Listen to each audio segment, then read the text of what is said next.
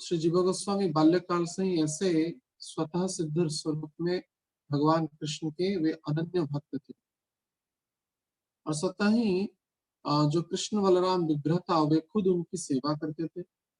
विविध प्रकार से वे कृष्ण बलराम के सामने क्रंदन करते, उनको पुकारते बाल्यकाल से, हा कृष्ण, हा बलराम, हे गोरेदाऊ, हे श्याम कृष्ण आदि चित्कार करके वे कभी बार क्रंदन करते। घर में आश्चर्यचकित हो जाते थे, भाव विभोर होकर के वे क्रंदन कर रहे हैं, इसका कारण क्या है? भगवान इसलिए सभी विचार किए और कभी कभार कृष्ण बलराम को छीन करके विष्णु खट में अर्थात अल्टर में रख दिया जाता था, तो फिर से क्रंदन करते जीवन को, नहीं मुझे कृष्ण बलराम चाहिए। तो कृष्ण बलराम को खुद उनकी सेवा करते थे, साक्षात वे अपने हाथ से उनकी सेवा करते थे, उनके लिए फूल की माला गुंथते, उनका श्रृंगार करते विविध वस्त्रों से। घर में तो कोई धन की कमी था ही नहीं। पिता एक मंत्री है, माने पिता के जो भाई से रूप गोस्वामी मंत्री थे और राजमंत्री, कोषाध्यक्ष, प्रधानमंत्री आदि बड़े बड़े अधिकारी थे। कई भूसंपत्ति का वे मालिक थे। तत्ता अशेष मंडलपति श्रेणी, अशेष मंडलपति के वो अधिकारी थे। तो घर में तो कोई रेशमी रेशमी वस्त्र कृष्ण बलराम को पहनाते, स्वर्ण का आभूषण पहनाते, कुंडल पहनाते, विविध प्रकार के आभूषण से श्री कृष्ण बलराम का श्रृंगार करते। तदनुसार भगवान को विविध प्रकार के दुग्ध जातीय जो भोग है वो निवेदित करते, फल निवेदित करते और उसको प्रसाद पाते थे और अपने सखाओं को वे बांटते। और वे जब खेल भी खेलते थे जीवा गोस्वामी, तो कृष्ण बलराम जैसे जैसे वृंदावन में खेल खेलते थे वैसे ही श्री जीवा गोस्वामी विविध प्रकार के खेल वे खेलते कृष्ण बलराम के विषय। तो यह जीवा गोस्वामी की स्वतः ही बाल्यकाल से कृष्ण के अनुरागी हुए भक्त थे। तदनुसार वे भक्ति का याजन बाल्यकाल से ही करते थे। और ऐसा भी देखा जाता था, पिता माता के बहुत कहने के बाद भी वे कृष्ण बलराम को लेकर के सैया, जैसे हम देखते हैं कभी कभार छोटे छोटे बच्चे अपने प्रिय विग्रह को लेकर के आलिंगन करके सो जाते हैं। तो वैसे ही जीव गोस्वामी तो पात्र अपात्र का तो विचार नहीं करते और अपरस की उनकी तो मैंने ज्ञात थी ही नहीं, मानो बाल्यकाल की भावना थी। बाल भाव में वे कृष्ण बलराम को आलिंगन करके अपने सैया पर सोते। तो पहली पहली बार तो जो वयोवृद्ध व्यक्ति थे वो इससे वारण किया, अरे जीव तुम क्या कर रहे हो, भगवान पूजा घर में रखा जाता है, उनको ऐसे लेकर के सोते नहीं, इससे अपराध होगा। तो जीव गोस्वामी कहते नहीं, ये तो के बिना मैं नहीं सो सकता, कृष्ण बलराम के बिना मैं नहीं सो सकता हूँ, उनको मैं लेकर के ही सो। उनको आलिंगन करते, उनको चुंबन करते, उनको प्रेम से विविध प्रकार की सेवा करके उनका वे उनके सही दिशायन करते। तो ऐसा प्रमाण होता है कि श्री जीवा गोस्वामी बाल्यकाल से ही इस प्रकार के भाव में थे। तो बाद में रूप गोस्वामी जब गृह त्याग किए, उनके सहित न सिर्फ रूप गोस्वामी अपितु उनके सहित अनुपम भी अर्थात जीव गोस्वामी के पिता ने भी गृह त्याग किया। तो पहले तो जब रूप गोस्वामी जो थे प्रयाग तीर्थ में चैतन्य महाप्रभु का दर्शन प्राप्त किए, वहां पे चैतन्य महाप्रभु का सदुपदेश प्राप्त किए। उसके बाद वे वृंदावन गए रूप गोस्वामी और अनुपम, दोनों ही वृंदावन में द्वादश वन और अनेक जो लीलास्थली है वो सब दर्शन किए और 1 महीने तक वे वहां पर रुके रूप गोस्वामी। और 1 महीने के बाद पुनः वे वृंदावन से जब उत्कल प्रदेश अर्थात चैतन्य महाप्रभु को साक्षात्कार करने के लिए आ गए थे, तो वृंदावन से 1 महीना रहने के बाद वे गंगा के पथ पथ पर होते हुए प्रयाग आए और प्रयाग से काशी दर्शन किए और काशी दर्शन करके गौड़ देश में अर्थात बंग प्रदेश में प्रवेश किया। और गौड़ प्रदेश से पुरुषोत्तम धाम अर्थात जगन्नाथपुरी जाते समय रूप गोस्वामी के भ्राता अर्थात जीव गोस्वामी के पिता श्री अनुपम का गंगा प्राप्ति हुआ, अर्थात वे अप्रकट लीला की अपने आराध्य श्री राम जी के चरणों में नित्य उनका धाम प्राप्त की।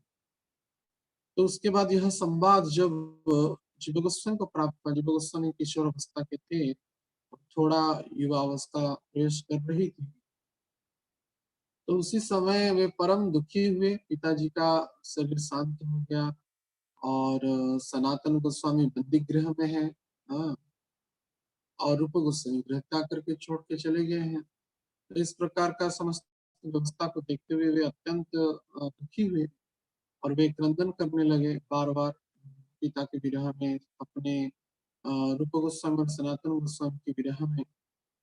तो इसीलिए वे जागृत में स्वप्न में हर एक समय रूप गोस्वामी अपने पिता सनातन गोस्वामी महाप्रभु आदियों को ही दर्शन करते। तो वे बार बार यह जब चेतना जागृत हो रही थी तो कोई एक वैष्णव कहे कि नित्यानंद प्रभु अभी नवद्वीप मायापुर आने वाले हैं, तो अगर उनका दर्शन करना चाहते तो आप जाइए। तो वे इसलिए पिता के मृत्यु के बाद जो कुछ वर्षों तक वे जब अत्यंत दुखी थे और भगवान चैतन्य महाप्रभु की विरह और का विरह जो उनको ग्रसित कर रहा था, उनको कष्ट दे रहा था, तो इसलिए जीव गोस्वामी क्या किए ना, वैष्णव के उपदेश को प्राप्त करने के बाद वे पिता के मृत्यु के उपरांत नित्यानंद प्रभु के दर्शन के हेतु मायापुर धाम में वे प्रवेश किए। तो उस समय मायापुर धाम में श्रीवास आंगन में श्री नित्यानंद प्रभु वास कर रहे थे। तो वहां पे जब जीव गोस्वामी पहुंचे और सभी वैष्णव ने जान लिया कि रूप गोस्वामी और सनातन गोस्वामी के नेटिव हैं, हाँ, और तो परम सुखी हुए, अत्यंत सुंदर दिख रहे थे। जीव गोस्वामी पूर्ण किशोर से युवावस्था का शरीर था। तो नित्यानंद प्रभु के चरणों, नित्यानंद प्रभु चैतन्य श्रीवास आंगन में बैठे हुए थे, तो वे उनको साक्षात दर्शन करके अभिभूत हो गए। वे जीव गोस्वामी नित्यानंद प्रभु को दंडवत प्रणाम निवेदन किए और नित्यानंद प्रभु भी अपना सुशीतल चरण श्री जीव गोस्वामी के मस्तक पर स्थापन किया। निताई पद कमल कोटि चंद्र शिशिर, और उनको भुजा में भर करके प्रेम से गाढ़ आलिंगन प्रदान किया। और उससे बड़ी क्या संपत्ति, क्या सबसे बड़ा धन चाहिए एक भक्त के लिए, एक पुत्र के लिए। मानव परम पिता भगवत स्वरूप से नित्यानंद प्रभु गुरु तत्व नित्यानंद प्रभु का गाढ़ आलिंगन प्राप्त के जीवन से मानो वेद वेदांत का और अनेक उपनिषदों का, अनेक पुराणों का, अनेक शास्त्रों का तथा सर्वोपरि भगवत तत्व का समस्त जो भी कुछ संशयात्मक विचार था वो पूर्ण रूप से दूरीभूत हो गया और निताई चंद्र को प्राप्त करके वे परम प्रसन्न। तो नित्यानंद को अत्यंत प्रेम से उनका सत्कार किए, उनको प्रेम से समस्त व्यवस्था पूछे, अलग अलग समाचार पूछने लगे। तब बोले कि ठीक है, तुम्हारा मन आसान था, अब तुम चैतन्य महाप्रभु का समस्त विलासस्थली विशेष के 9 जो द्वीप नवद्वीप उसका दर्शन करो।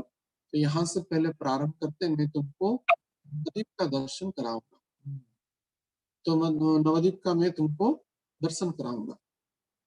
ऐसा कहते हुए श्री नित्यानंद प्रभु पहले श्री चैतन्य महाप्रभु का जन्म स्थान को जीव गोस्वामी को लेकर के, जो निकट में ही है, श्रीवास आंगन के निकट। तो चैतन्य महाप्रभु का जन्म स्थान पे उस समय श्री सची माता, जगत जननी माँ सची माता भी उपस्थित थे।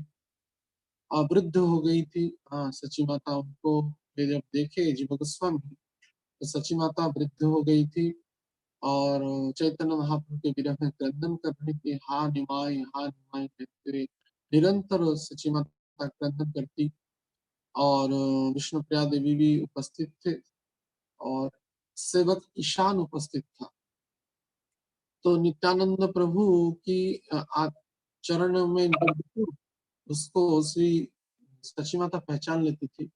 यद्यपि सची माता आंख बंद करके बैठी हुई थी निमाई के स्मरण में, तो जब नित्यानंद प्रभु के चरणों में जो नूपुर का ध्वनि सुनाई देने लगा, तो सची माता अत्यंत प्रसन्न होकर के ईशान को बोली, अरे देखो कि श्रीपाद नित्यानंद आए हैं, उनका चरण धौत करो, उनका सत्कार करो, उनको बैठाओ।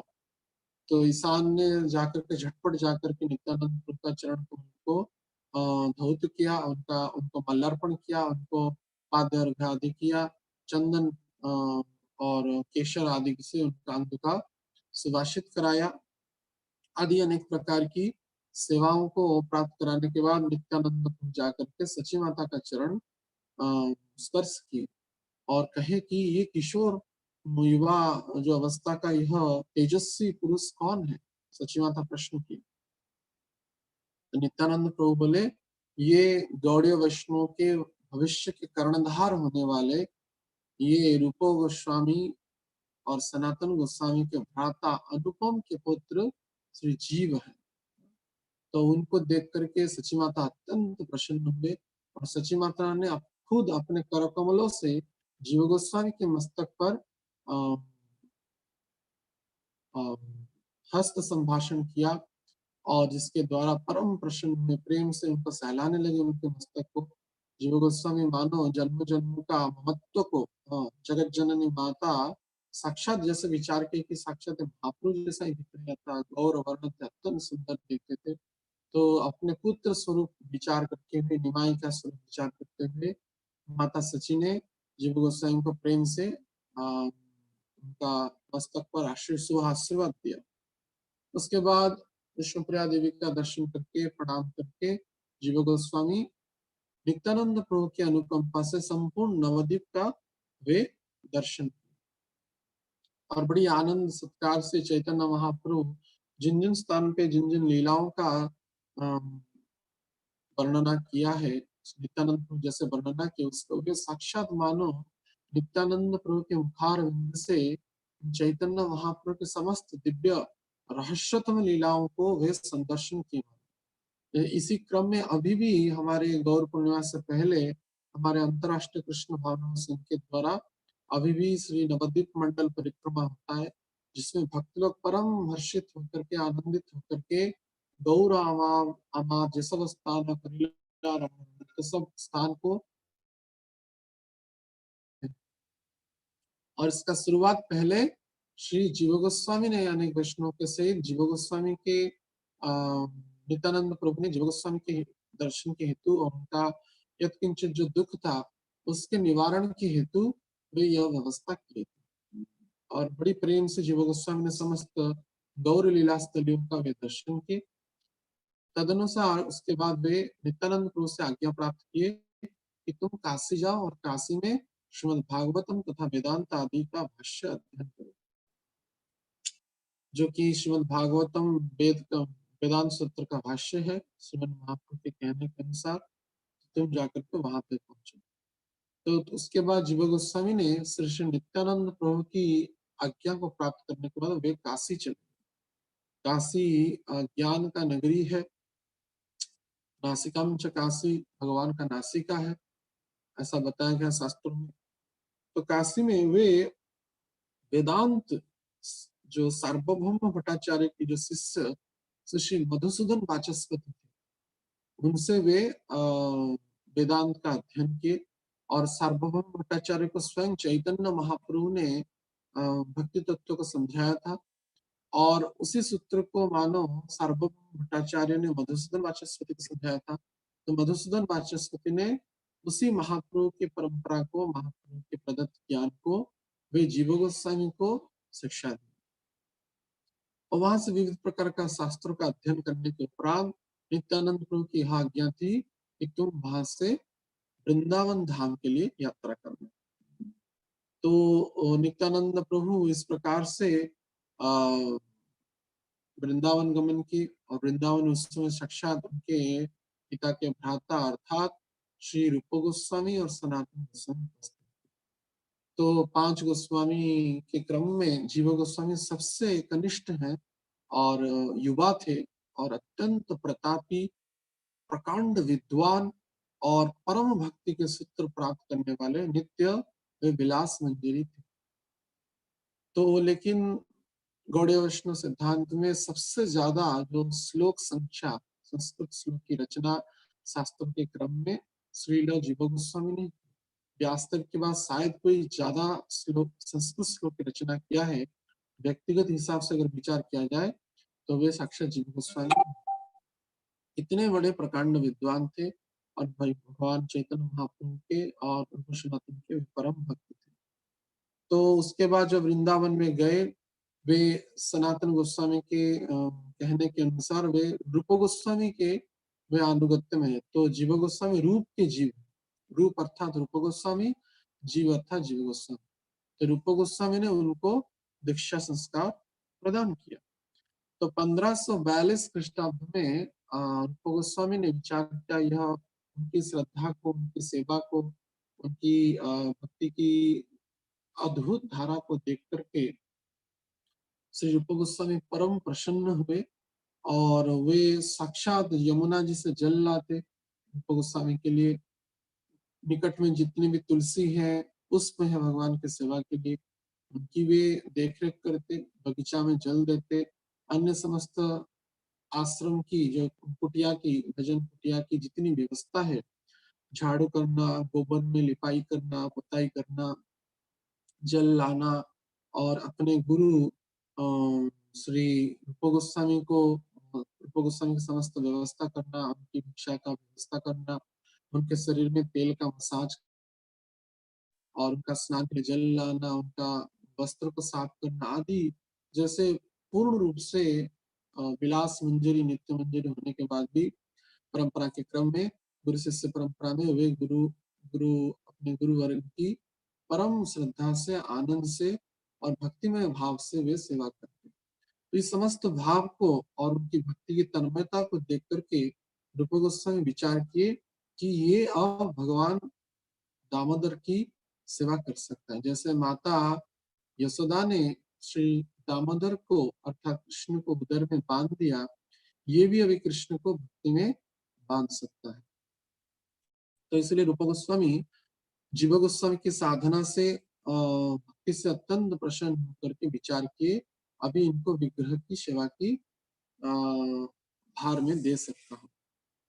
तो यद्यपि रूप गोस्वामी ने श्री श्री गोविंद देव का प्रतिष्ठा किया था, लेकिन साधक भक्त को कभी कभार गुरु व्यक्तिगत विग्रह की सेवा करने का आदेश देता है। यह भी इतिहास में, पुराण में देखा गया और हमारे वैष्णव समाज में देखा गया। गुरु महाराज का विग्रह होने के बाद भी गुरु अपने शिष्य के एकांतिक कल्याण के लिए, उसकी अनुराग भक्ति को, रागानुगा भक्ति को वृद्धि कराने के लिए शिष्य को कभी कभार व्यक्तिगत विग्रह की सेवा करने के लिए भी आदेश देते हैं।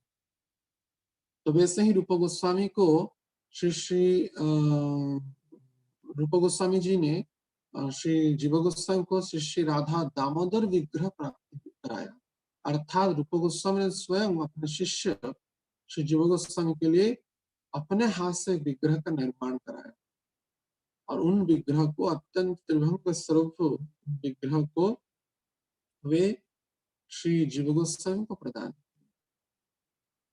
तो प्रेम से, अनुराग से, भक्ति से, श्रद्धा से, शास्त्रोक्त नियम से अष्टकाली लीला का भावना करते हुए रागानुगा धारा में श्री जीव गोस्वामी दामोदर भगवान की, श्री श्री राधा दामोदर भगवान की सेवा करते।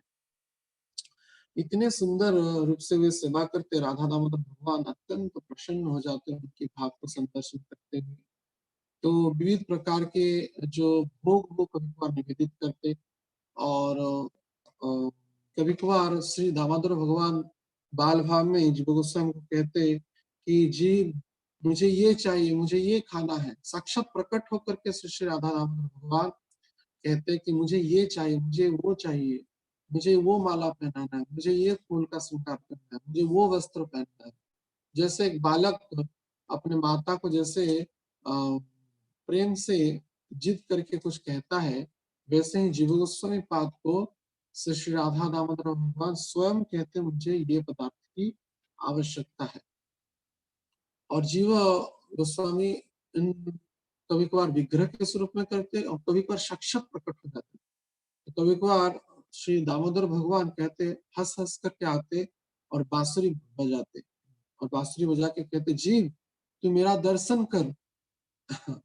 तो जीव गोस्वामी अत्यंत प्रसन्नचित्त होकर के भगवान का सुंदर छवि को चरण से लेकर के मस्तक तक, जो कि अत्यंत मनोहर है, उनकी कोमल कोमल चरण को, उनको चरणों में जो सुंदर नुपुर को, और उनकी पद देश को, उनकी जंघ देश को, उनकी कटी देश को, उनकी सुंदर गहरी नाभि को, उनके विस्तारित वक्ष देश को, उनके सुविख्यात विस्तारित अजान लंबोज भुजाओं को, उनकी टेढ़ी गर्दन को, उनकी चितवन को, उनकी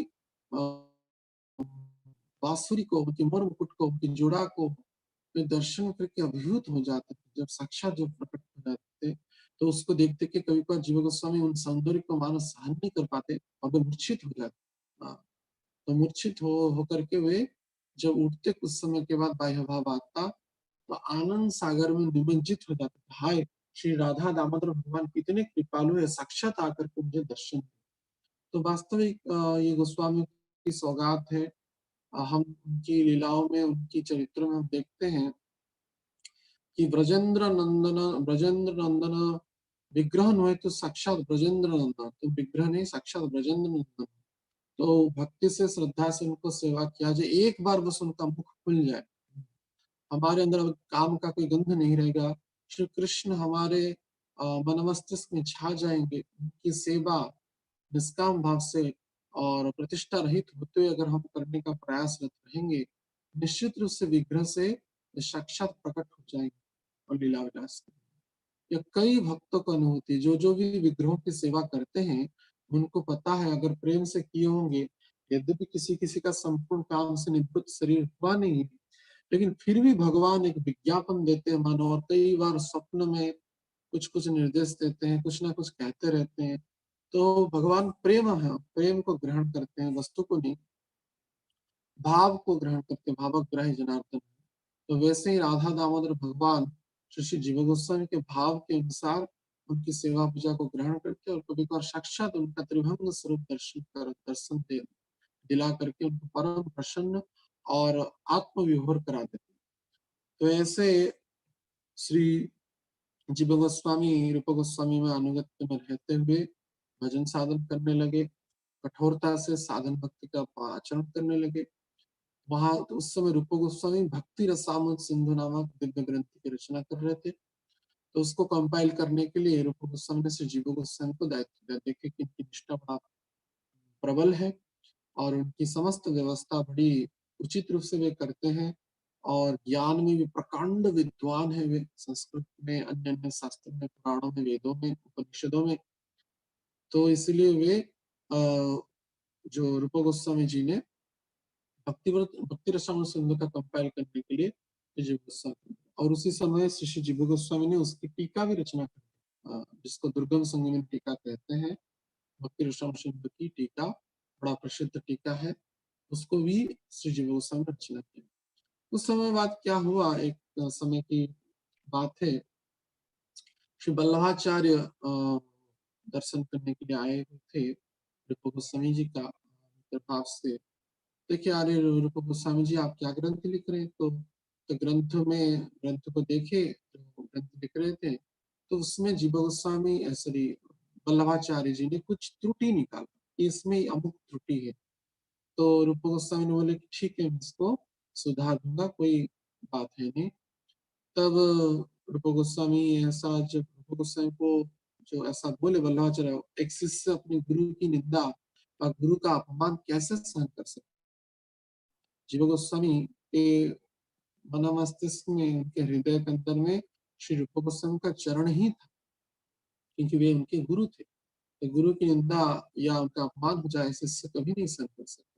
यद्यपि सामने कुछ बोले नहीं, लेकिन रूप गोस्वामी ने बोला कि इनको जमुना, श्री वल्लभाचार्य को यमुना जी का स्नान करा के ले आओ और उनकी जो समस्त व्यवस्था कर लो। तो उसी के क्रम में जब जीव गोस्वामी को एकांत समय मिला, श्री वल्लभाचार्य को अपने विद्वत्ता पूर्ण शैली से रूप गोस्वामी जी ने सही ही रचना किया है, आपकी समझ में भूल है, त्रुटि है, तो ये अन्य, इसको अन्यथा ना ले, अत्यंत विनम्र भाव से ही कहा।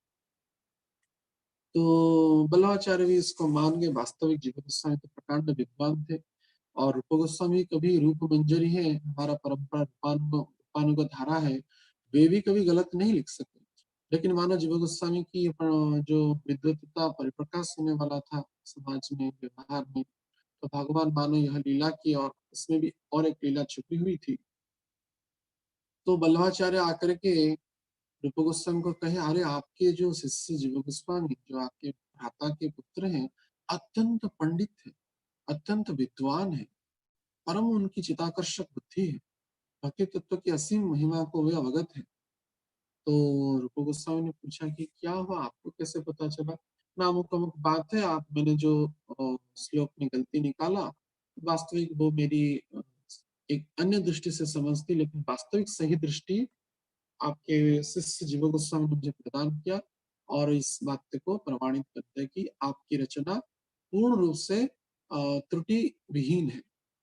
यद्यपि वल्लभाचार्य के सामने वे कुछ कहे नहीं, लेकिन अंदर ही अंदर रूप गोस्वामी अत्यंत दुखी हुए। और वल्लभाचार्य जी के जाने के बाद श्री रूप गोस्वामी ने जीव गोस्वामी को बहुत डांट फटकार लगाया और बहुत क्रोध करके कहे, तुम अभी वृंदावन के रहने लायक हो, तुम्हारे अंदर से प्रतिष्ठा की भावना गया नहीं, ज्ञान का अभिमान गया नहीं, बुद्धि के द्वारा तुम जो भी संस्कृत पढ़े हो, शास्त्र पढ़े हो, पुराण पढ़े हो, वेद पढ़े हो, इसका अहंकार तुम्हारे अंदर है।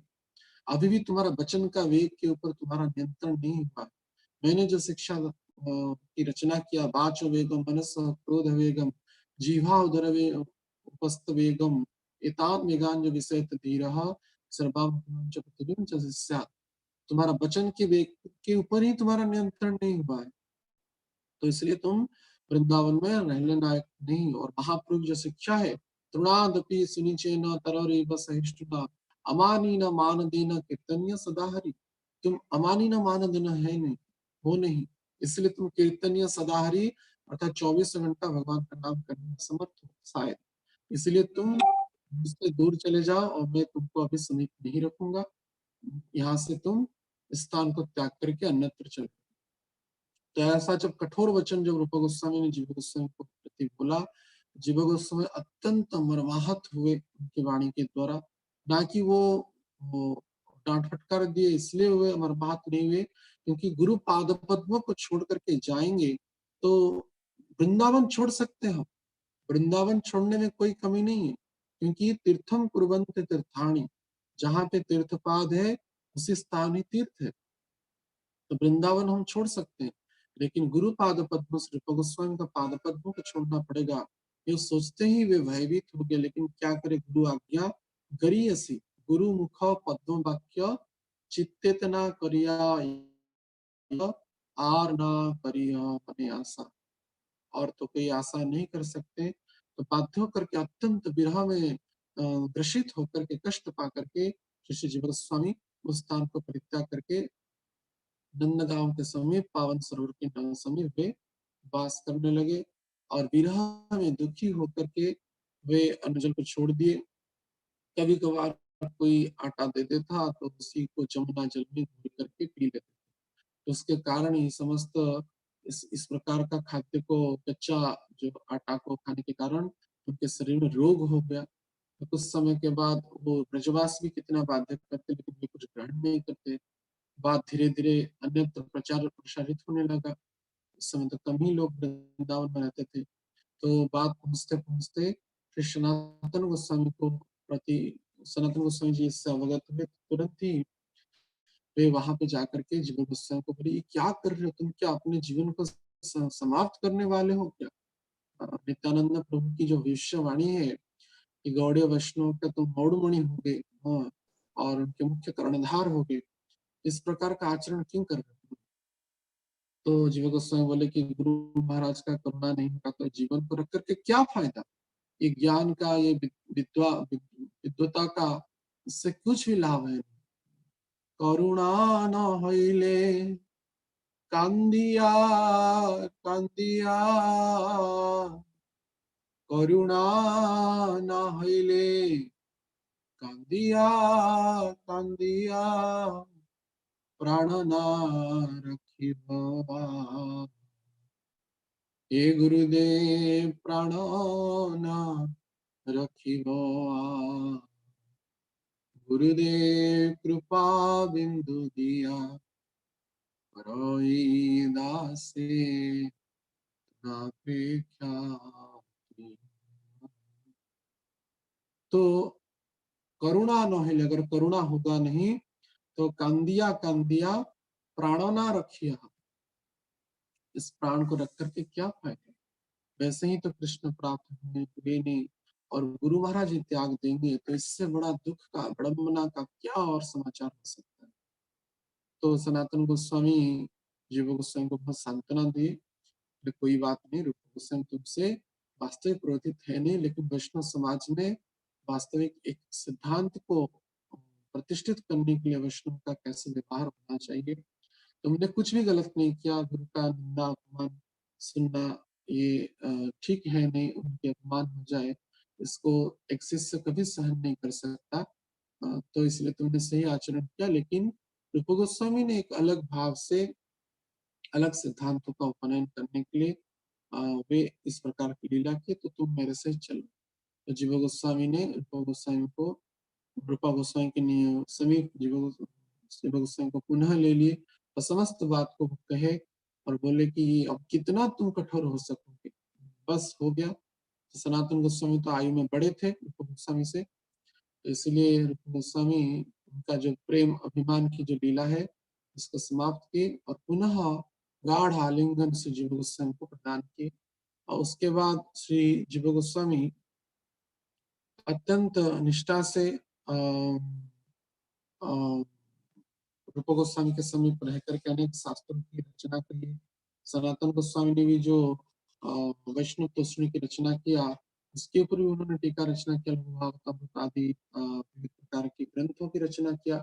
जीव गोस्वामी ने इस प्रकार के अनेक ग्रंथों की रचना, जैसे कि वृंदावन के रहने के समय वे निरंतर वृंदावन वास किए और अनेक ग्रंथ की रचना की, जैसे हरिनामामृत व्याकरण और स्तुति मालिका, धातु संग्रह, कृष्ण चरण दीपिका, गोपाल विरुदावणी, रसामृत शेष, माधव महोत्सव, संकल्प कल्पद्रुम, भावार्थ सूचकतम, गोपाल तापिनी टीका, ब्रह्मसिका की टीका, भक्ति रसामृत सिंधु की टीका, उज्जवल नीलमणि जो रूप गोस्वामी ने रचना किया उसकी टीका, जोगो सारस्तव की टीका, अग्नि पुराणस्थ गायत्री भाष्य भी उन्होंने रचना किया, पद्म पुराणस्थ श्री कृष्ण पदचिन्ह की उन्होंने वर्णना किया, श्री राधिका का करपद्म चिन्ह नामक पुस्तक रचना किया, वे पद्म पुराणस्थ विभिन्न प्रकार का अन्य शास्त्र की रचना किया, गोपाल चंपू नामक शास्त्र की रचना किया। षड संदर्भ के क्रम में वे तत्व संदर्भ,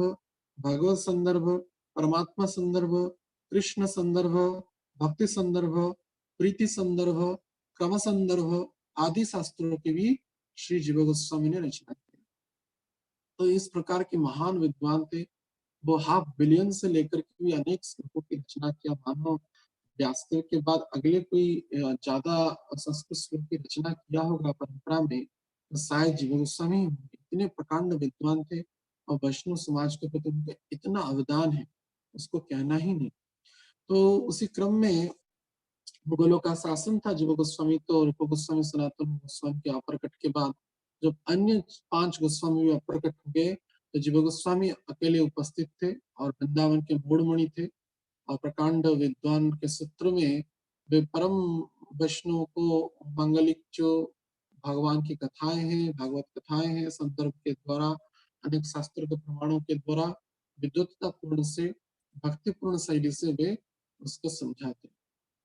तो उनकी विद्वता का महिमा सर्वत्र व्याप्त हुआ। तो उस समय एक सिद्धांत राज्यसभा में कोई कोई कहा कि गंगा जी श्रेष्ठ है या यमुना जी श्रेष्ठ है। तो उस समय फतेहपुर सिकरी आगरा में मुगल सम्राट रहता था।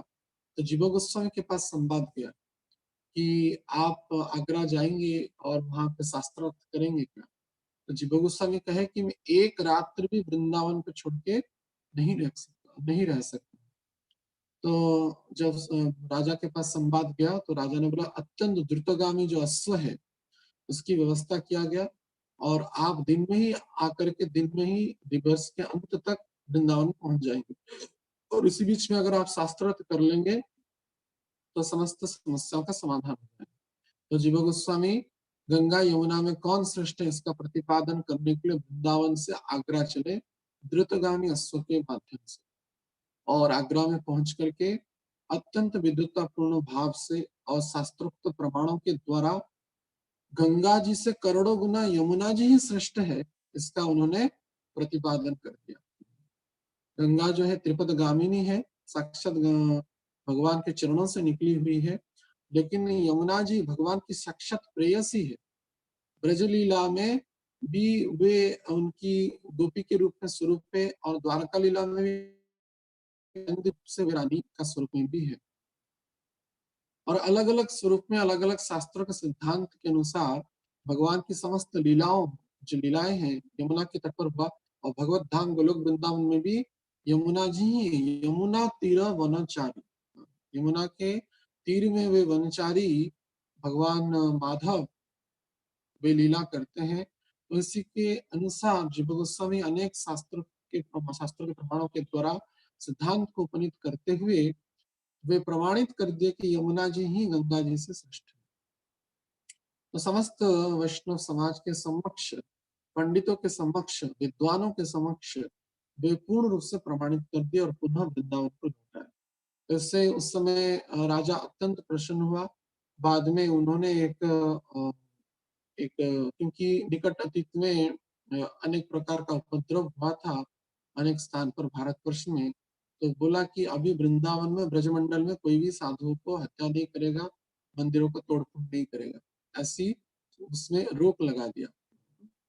यद्यपि बाद में अनेक कुछ कार्य हुआ यवनों के आक्रमण हुआ, लेकिन जीव गोस्वामी के समय में कोई भी मुसलमान जो शासक हैं, यवन शासक है, उनका आक्रमण बाद में हुआ। तो इस प्रकार से जीव गोस्वामी अत्यंत सुंदर भाव से अनेक शास्त्रों की रचना करते सहित श्री राधा दामोदर विग्रह की सेवा को वो अत्यंत श्रद्धा से, प्रेम से, भक्तिपूर्ण भाव से आचरण करते, और वैष्णव समाज के लिए उन्होंने इन समस्त ग्रंथों को वो प्रदान करते हुए 1466 शताब्दी में वे अप्रकट लीला किए, और दीर्घ समय तक वे धराधाम पर उपस्थित रहते हुए संपूर्ण वैष्णव समाज को वो अत्यंत अनेक शास्त्रों के द्वारा महत्वपूर्ण अवदान दिए हैं, जिसको हम अभी भी देखेंगे, बुरी बुरी उसकी प्रशंसा करेंगे तब भी यह कम ही है, क्योंकि जीवन का इतना उपकार है वैष्णव गौड़े वैष्णव समाज के प्रति, न सिर्फ गौड़े वैष्णव समाज के प्रति अपितु संपूर्ण वैष्णव समाज के प्रति। और एक लीला जीव गोस्वामी की वर्णना है। जीव गोस्वामी के समय में वे मीराबाई भी उनके समीप आई हुई थी, तो जीव गोस्वामी मीराबाई के सहित संवाद किए बाद में, यद्यपि पहले वे मना किए, तो क्योंकि मीराबाई जी ने जब बोला कि इस वृंदावन में कृष्ण को छोड़कर के और कोई पुरुष है क्या, क्योंकि वे बोले कि हम तो गोस्वामी हैं, सन्यासी है, तो नारी के साथ कैसे मिल सकते हैं। तब यह व्यवहारिक रूप से मानव विचार दिया समाज के व्यवस्था की दृष्टि से, लेकिन जब मीराबाई के उक्तियों को देख करके उनको अवगत हो गया कि कोई सामान्य महिला या पुरुष है नहीं, ये भगवान की, यद्यपि ये द्वारका लीला की उपासिका है, तो वे चैतन्य महाप्रभु की लीलाओं का वर्णन जीव गोस्वामी ने गोस्वामी के सॉरी मीराबाई जी के सामने भी किया, और मीराबाई जी ने भी जीव गोस्वामी से अवगत होकर के अनेक वर्ष वृंदावन में रहने के बाद वे जाने की वे स्वकीय रस है, इसलिए क्योंकि वृंदावन परकिया रस का स्थान है, परकिया रस जहाँ भजते प्रचार, और ये कहते थे कि मेरे तो गिरिधर गोपाल दूसरों न कोई, अर्थात मेरे ही गिरिधर गोपाल और किसी का है नहीं। तो ये सत्या भाव है, तो इसलिए जीव गोस्वामी की प्रेरणा प्राप्त करके मीराबाई बाद में 13 साल वृंदावन में रहने के बाद वे द्वारका चली गई, और द्वारकानाथ विग्रह में वे वहां पे भक्तिपूर्ण भाव से वे विलीन हो गई। तो इस प्रकार से मीराबाई जी को भी मानो वे उनसे एक ददाति प्रतिगृह्णाति के सूत्र में एक सूत्र को स्थापना किया, और उनका भी एकांतिक भजन साधन के उद्देश्य से उनको भी कल्याण करते हुए ये उनको द्वारका प्रेरित किए। और जीव गोस्वामी ने पहले ब्रजमंडल की परिक्रमा में प्रारंभ किया था, क्योंकि समस्त वैष्णव के अप्रकट लीलाओं के बाद, विशेष करके गोस्वामियों की अप्रकट लीलाओं के बाद, जितने भी वैष्णव उड़ीसा से, बंगाल से, अन्य स्थान से आते, तो वे उनको प्रसाद की व्यवस्था करते, उनका रहने का, उनका ठहरने का, उनका दर्शन का व्यवस्था वे भी करते, क्योंकि उस समय ही जीव गोस्वामी समस्त वैष्णव के मुख्य पुरोधा आचार्य थे। तो उन्होंने वहां पे उसी क्रम में समस्त वैष्णव को एक ही साथ एक ही बार अनेक दर्शन कराने के उद्देश्य से उन्होंने ही ब्रजमंडल परिक्रमा का प्रारंभ हमारे परंपरा में पहले जीव गोस्वामी ने ही शुरू किया था। तो 84 को ब्रजमंडल की परिक्रमा जो अब भी चल रहा है, अनेक गौड़ीय संप्रदायों के द्वारा, हम इस्कॉन में भी देखते हैं, 1 महीना का ब्रजमंडल परिक्रमा होता है कार्तिक महीने के समय में। तो ये इसकी मूल परंपरा से जीव गोस्वामी ने ही प्रारंभ किया था। तो ऐसे श्री राधा दामोदर के चरणों में नित्य मन निवेश करने वाले और अनेक शास्त्र ग्रंथों की रचना करने वाले श्री जीव गोस्वामी के चरणों में हम यह प्रार्थना करें, वे जैसे श्री श्री राधा दामोदर को प्रेम से और भक्ति से बांध करके वो परम भक्ति का सूत्र का उदाहरण प्रस्तुत किए, हमारे प्रति वे अत्यंत कृपाशील हो। श्री श्री राधा दामोदर की कृपा और उन श्री जीव गोस्वामी की कृपा हमारे प्रति भी पड़े, इसके द्वारा हमारा भी उन भगवान के प्रेम से हम भी बंध जाए, या हमारे यत्किंचित पुकार के द्वारा राधा दामोदर बंधित होकर के हमारे प्रेम को स्वीकारे, हमारी भक्ति का अर्घ्य को वे ग्रहण करें। तो आज के समय में श्री श्री राधा दामोदर का जो विग्रह है, वे जयपुर में विराजमान है। यद्यपि इसमें कुछ मतांतर कहते हैं, क्या चर्चा या यह कोई वाद विवाद का वस्तु नहीं है, क्योंकि वृंदावन के जो गोस्वामी गण है राधा दामोदर के, वे कहते हैं कि यही मूल विग्रह श्री राधा दामोदर भगवान है, और जयपुर में भी कहते हैं कि वो मूल विग्रह है। तो यद्यपि प्राय अवगत लोगों को है कि जयपुर में मूल विग्रह है, लेकिन फिर भी प्रतिबिंब विग्रह और मूल विग्रह में ऐसा कोई अंतर है, ऐसा विचार करना भी यह अत्यंत आपराधिक पूर्ण चेतना है। तो विग्रह में कोई अंतर नहीं रहता है। मानो राधा गोविंद जयपुर में जो मूल विग्रह है, आप भक्ति से, श्रद्धा से अपने घर में भी एक उनके क्रम में उनके नाम से उस विग्रह की स्थापना करेंगे, तो निश्चित रूप से राधा गोविंद देव जो लीला जयपुर में करते हैं या वृंदावन में किए हैं, निश्चित रूप से आपके भक्ति के सूत्र को आधार करते हुए वे भी आपके गृह में भी वृंदावन को प्रकट करेंगे और भाव का आदान प्रदान करेंगे और साक्षात राधा गोविंद लीला विलास करेंगे। तो इसको, इसलिए विग्रह, कौन सा विग्रह मूल है, कौन सा बाद में आया, इसको लेकर के वाद विवाद करना यह वैष्णव के लिए बिल्कुल भी नहीं, अत्यंत लज्जित करने वाला, निंदनीय यह विषय वस्तु है।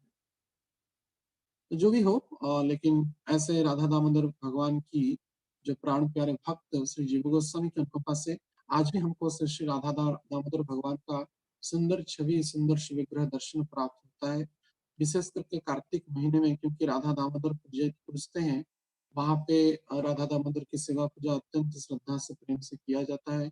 भक्तिपूर्ण भाव से समस्त वैष्णव श्री श्री दामोदर भगवान को दिया दिखाते हैं, नमामि स्वरूपम आदि श्लोक की रचना करके हुए, उनका पाठ करते हुए।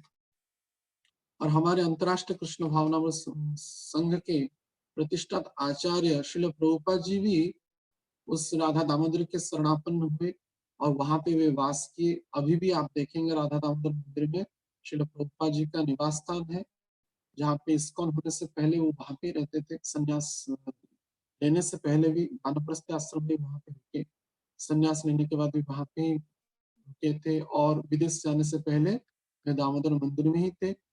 और बैक टू गॉडहेड की पत्रिका तथा भागवतम का संस्करण करने के लिए अन्य अन्य स्थान को वे जाते।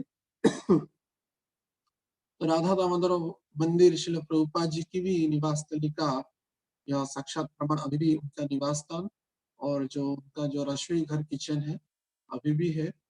तो वहां पे उन्होंने कई कई लीलाओं का संदर्शन किया, रूप गोस्वामी का, सनातन गोस्वामी का, जीव गोस्वामी का, कृष्णदास कविराज गोस्वामी का, भूगर्भ गोस्वामी का, आदियों का दर्शन किया, उनके से संभाषण किया है। अनुभवी जो कुछ भक्त हैं ऐसा प्रमाण करते हैं, ऐसा कथा कहते हैं। निश्चित रूप से श्री श्री राधा दामोदर की कृपा श्रील प्रभुपाद जी के प्रति भी है। जीव गोस्वामी के अनुक्रम में जैसे उन्होंने इतनी विद्वत्पूर्ण भाव से ग्रंथों की रचना किया, वैसे ही श्रील प्रभुपाद जी ने संपूर्ण मानव समाज के उद्धार के लिए इसको व्यापक रूप से श्रीमद् भागवतम का प्रचार और प्रसार हो, गौड़ीय साहित्य का प्रचार हो।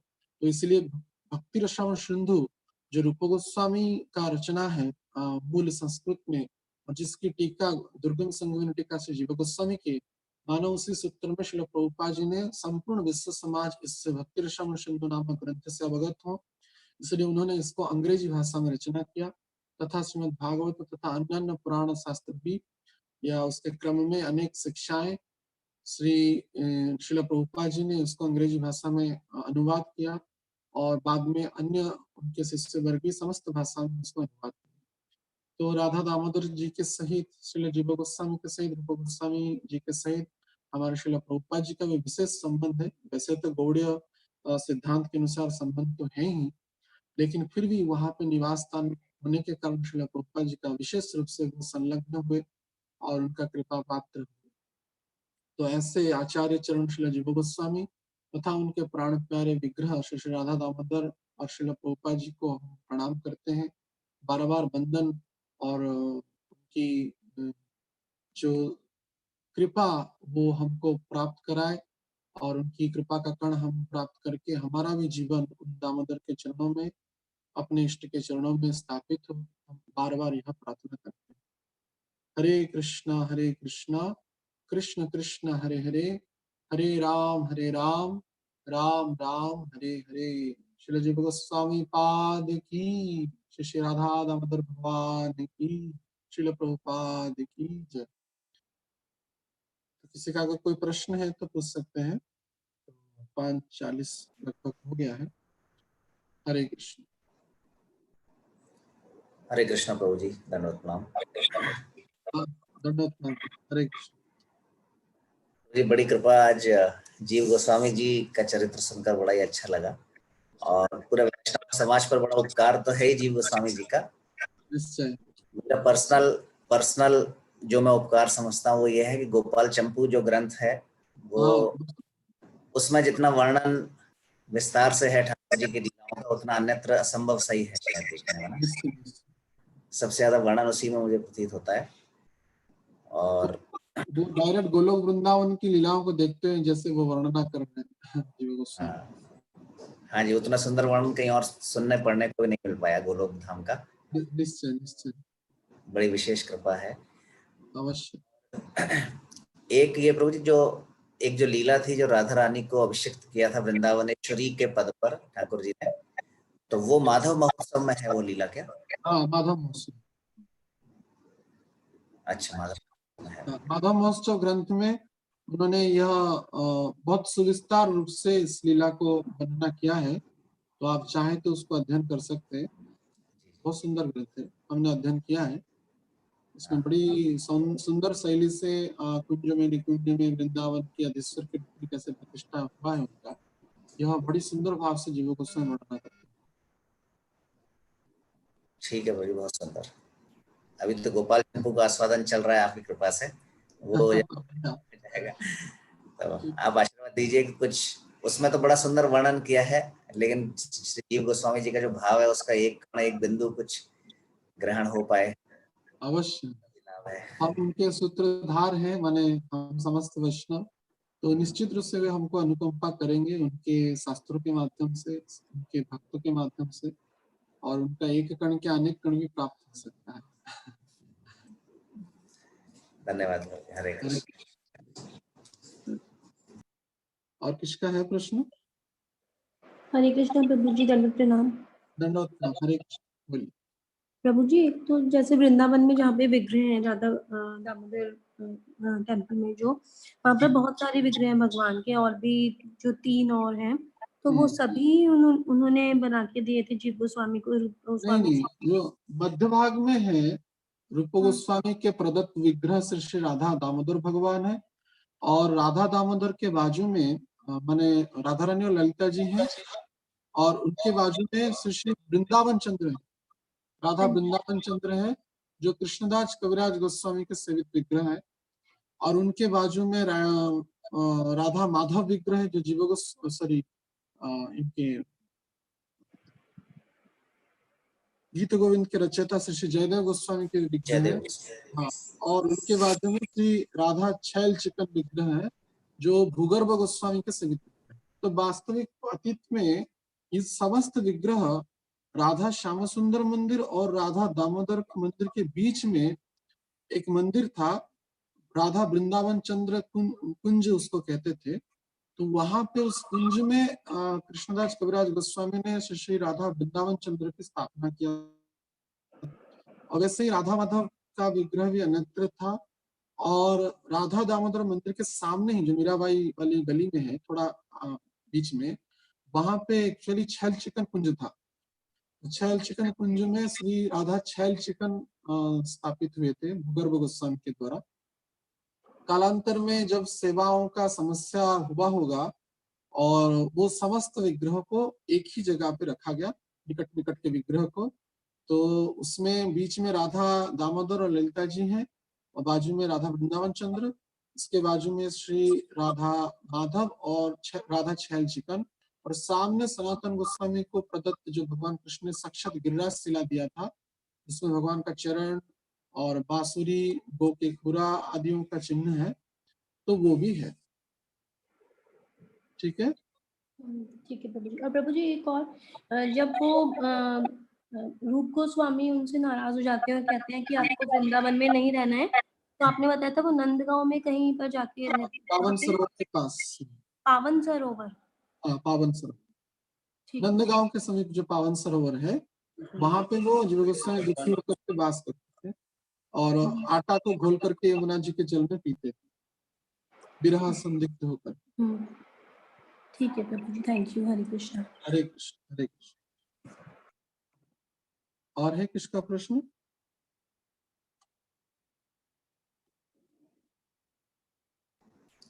हरे कृष्ण।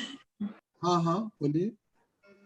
प्रभु जी, राधा छैल चिकन जी जो है भूगर्भ गोस्वामी जी के, हाँ प्रभु जी, तो छैल चिकन जी क्या अभिप्राय हुआ प्रभु जी? ये छैल तो समझ में आ गया, छैल बिहारी जैसे, हाँ, छैल चिकन, चिकन माने चिकना, चिकन माने जो चिकना से लिए, चिकन माने वो चिकने हैं जो उनका। अच्छा, चिकना से लिया। हाँ, यद्यपि यह हमारे भक्ति रत्नाकर ग्रंथ में वर्णना है नहीं इतना डिटेल में, लेकिन लोक कथाएं हैं उनके, मतलब ब्रजवासी लोक और गोस्वामी वर्ग जो हैं वे लोक कथा कहते हैं उनके विग्रह के संदर्भ में। तो हम उसको व्यक्तिगत रूप से कभी बताएंगे क्योंकि अच्छा, क्योंकि इसका प्रामाणिकता इतना है नहीं, तो नहीं तो कथा में कोई इसका विरोध भी कर सकता है, इसलिए यहाँ पे नहीं बताएंगे, पर्सनली कोई बताएंगे। ठीक है। वो लीला उनकी भी बड़ा मधुर है, लेकिन अनुभवी भक्त तो उसकी लीला कहते हैं, तो क्योंकि शास्त्र में इसका प्रमाण है नहीं, इसको इसलिए हम मैंने व्यापक रूप से नहीं कह सकते। हरे ठीक है, हरे कृष्ण। हाँ, और कोई प्रश्न पूछ रहे थे माता जी? प्रभु जी किसी और का प्रश्न नहीं है तो थोड़ा मतलब इससे अलग क्वेश्चन है। जब भगवान का जन्म हुआ था तो मथुरा से तो उनको गोकुल लाया गया था, और फिर गोकुल से वो प्रभु जी वृंदावन आए थे या वो नंदगांव गए थे? क्योंकि जितनी भी उनकी लीलाएं हैं वो तो वृंदावन ही है, और फिर वृंदावन से तो वो मथुरा चले जाते हैं, तो नंदगांव वो कौन सी पीरियड में रहे हैं? नहीं, गोकुल से वृंदावन आए थे। जो छठीकिरा जो स्थान है, एक्चुअली छठीकिरा जो वहां पे छठ धाम पे भगवान की लीला भी हुआ था, अर्धचंद्राकृति आकार में सब बैलगाड़ी रख करके कुछ समय के लिए वहां पे भी ब्रजवासी लोग रहे थे, तो वो वृंदावन का परिधि के अंतर्गत ही आता है, तो इसलिए वृंदावन में कुछ समय वे वास किए। तो गरुड़ गोविंद आदि लीलाएं भी उस समय हुआ है। बाद में वे नंदगांव गए और वहां से नंदगांव से ही मथुरा गए हुआ। प्रभु जी जब वो लेने के लिए अक्रूर जी लेने के लिए आते हैं तो वो तो उनको वृंदावन लेने आते हैं ना? नहीं, वो नंदगांव ही है। अच्छा, वो स्थान जो है नंदगांव ही है, तो वहां से ही यहाँ के रास्ते से ही मथुरा जाते हैं, जो अक्रूर घाट होता है। वृंदावन कितने साल में? कृष्णा, हाँ प्रभु जी, तो जो भगवान कृष्ण का जो 11 इयर्स का ड्यूरेशन था, तो उसमें कितने कितने समय वो ये तीनों स्थानों में रहे हैं? वैसे तो उसका माने शास्त्रों में इतना विशेष रूप से प्रमाण नहीं, यद्यपि इसको व्हाट्सएप में एक बहुत बड़ा मैसेज बहुत चल रहा है इसके बीच। इसकी प्रामाणिकता कितना है मुझे पता नहीं है, लेकिन उसकी वर्णना जैसे गोपाल चंपू में कुछ जगह पर है, तो भगवान की असुरों की वधों की लीला के अनुसार उस स्थान को आधार करके चर्चा किया जा सकता है। तो भगवान ने गोकुल में पूतना का वध किया, और जो वहां पे क्या नाम तृणावर्त आदि का भी वहां पे गोकुल में लीला हुआ। बाद में जो लीलाएं हुआ वृंदावन में कुछ हुआ, और अंतिम में केसी आदि जो असुरों की जो वध है, तो वो गांव में होते वृंदावन आदि लीला में। वैसे भगवान वृंदावन में हर एक दिन आते थे गोचारण के लिए, क्योंकि और कई कई स्थान पर कुछ कुछ आचार्य कहते हैं 12 वन युक्त तो ही वे वृंदावन है, पूरा को ही वृंदावन ही कहते हैं। नंदगांव भी उसी का पार्ट है। हाँ, उसके पार्ट में ही आ जाता है, इसी के क्रम में। और लेकिन डिटेलिंग में देखा जाए तो रूप गोस्वामी जैसे वर्णना करते हैं वृंदावन सबसे श्रेष्ठ है, उससे श्रेष्ठ मथुरावास चैतन्य महाप्रभु बोले, उसमें डिटेलिंग दे रूप गोस्वामी की वृंदावन, उसके बाद गोवर्धन, उसके बाद राधा कुंड। तो पर्टिकुलर स्थान तो है ही, लेकिन मूल रूप से 12 बनाए को भी वृंदावन ही कहा जाता है। इसलिए तो कहते हैं वृंदावन में 12 वन है। उसमें महावन भी आता है, तो महावन के पार्ट में नंदगांव आ जाता है। तो इसीलिए इसमें पाठांतर है, मतांतर भी है कुछ कुछ में।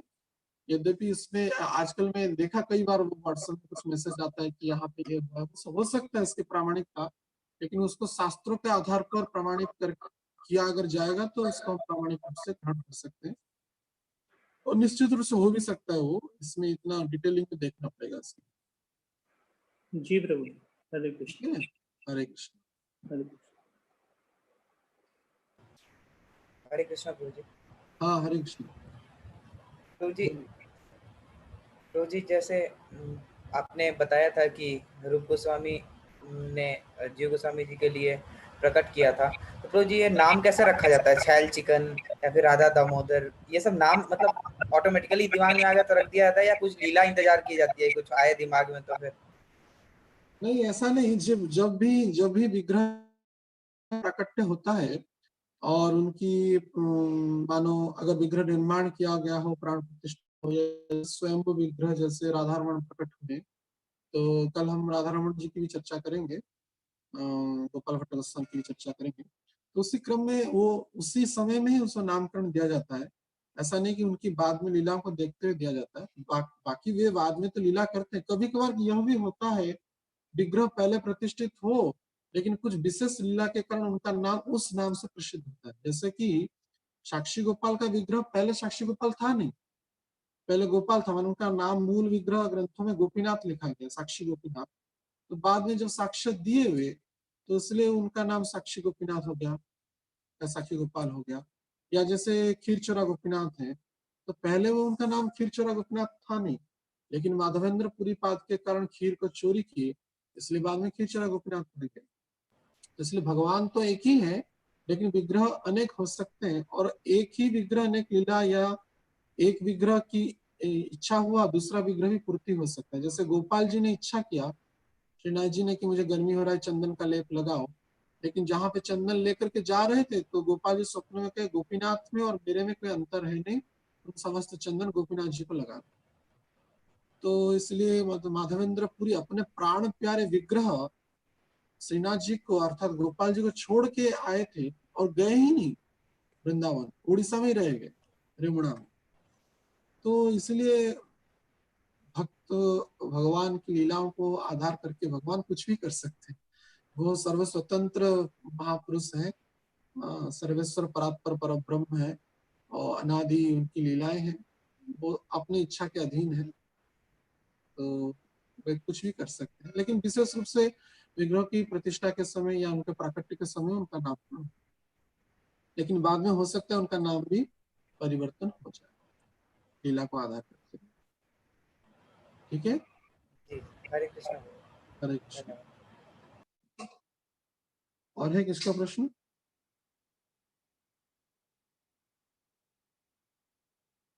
ठीक है, तो हम विराम करेंगे।